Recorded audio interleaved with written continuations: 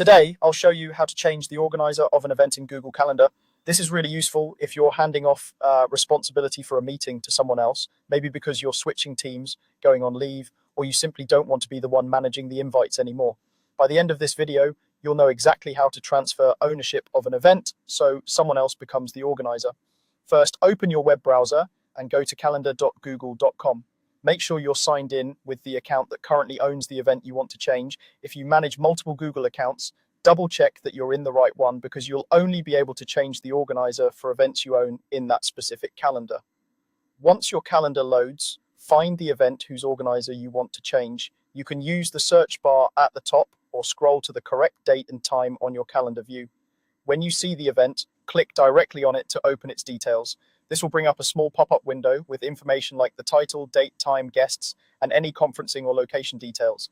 In that event pop-up, look for the three vertical dots, usually found near the top right corner of the event window.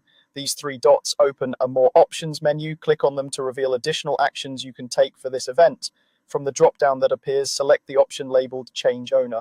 This is the feature that lets you transfer the organizer role to someone else. If you don't see this option, make sure that you are indeed the current organizer of that event and that it's not a calendar you only have viewing or guest access to. After you click Change Owner, a new window will appear asking for the email address of the new owner or organizer. Type in the email of the person you want to transfer the event to.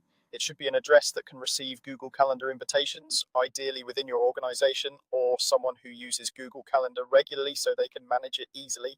Below the email field, you'll see a space to type a message.